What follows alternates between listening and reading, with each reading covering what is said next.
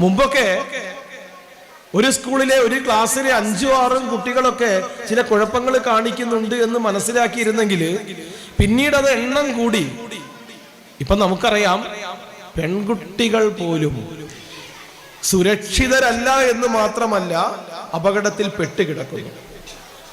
നമ്മുടെ വീട്ടിൽ നിന്ന്, എനിക്ക് 2 പെൺകുട്ടികളാ, നമ്മുടെ വീട്ടിൽ നിന്ന് നമ്മൾ അവരെ പഠിക്കാൻ വേണ്ടി വിടുമ്പോൾ ആ പഠിക്കാൻ ചെല്ലുന്ന സ്ഥലത്ത് അവർ സുരക്ഷിതരല്ല എന്ന് മാത്രമല്ല, ഒരു പെൺകുട്ടിയെ ഏതൊക്കെ തരത്തിൽ ഉപയോഗപ്പെടുത്താൻ പറ്റുമോ ആ രീതിയിലൊക്കെ ഈ മാഫിയ ഉപയോഗപ്പെടുത്തുന്നു. നമ്മൾ കേട്ടു കണ്ണൂർക്കാരിയായ മോള് പറഞ്ഞത്.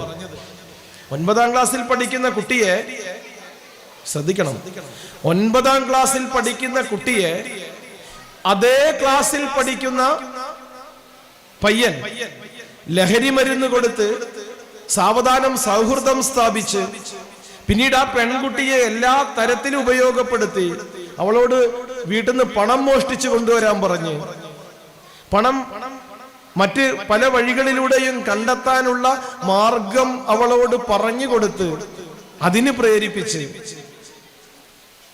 ഈ കുട്ടിക്ക് ലഹരിയില്ലാതെ നിൽക്കാൻ കഴിയുന്നില്ല എന്ന അവസ്ഥയിൽ എല്ലാ തരത്തിലും ഇവനും ഇവന്റെ കൂട്ടുകാർക്കും വശംവദയായി.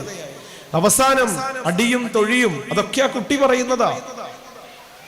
നമ്മുടെ മീഡിയയിൽ വന്നിട്ട്, പത്രത്തിൽ വന്നിട്ട് ആ കുട്ടിയും അതിന്റെ രക്ഷിതാവ് കൂടി പറഞ്ഞ കാര്യം ഞാൻ പറയുന്നത്. അവസാനം ആ കുട്ടിയോട് പറഞ്ഞു, നീ വേറെ ആൺകുട്ടികളെ നോക്കി പോയിക്കോ എന്ന് പറഞ്ഞപ്പോ ആ കുട്ടി ആത്മഹത്യക്കൊരുങ്ങുകയും, ആത്മഹത്യക്കൊരുങ്ങുന്നത് ഇൻസ്റ്റ എന്ന് പറയുന്ന അപകടകാരിയായ ആ ഒരു മീഡിയയിൽ, പ്ലാറ്റ്ഫോമിൽ അവൾ പ്രഖ്യാപിച്ചപ്പോ ആരോ കണ്ടപ്പോ രക്ഷിതാവിന് വിവരം കൊടുത്തു. ആ കുട്ടിയുടെ ഉപ്പ തക്ക സമയത്ത് ഇടപെട്ടത് കൊണ്ട് കൺമുന്നിൽ നിന്ന് ആ കുട്ടി മറഞ്ഞു പോയില്ല. പക്ഷെ നഷ്ടങ്ങൾ ഒരുപാട് അവർക്കുണ്ട്. ആ കുട്ടി പറഞ്ഞ പ്രസക്തമായ ഒരു കാര്യമുണ്ട്. ഇത് ഞാൻ മാത്രമല്ല, എൻ്റെ ക്ലാസ്സിലെ 11ഓളം കുട്ടികൾ ഇവരുടെ കൂടെയുണ്ട്. വേറെ ചില ചേച്ചിമാരും ഇവരോടൊപ്പമുണ്ട്.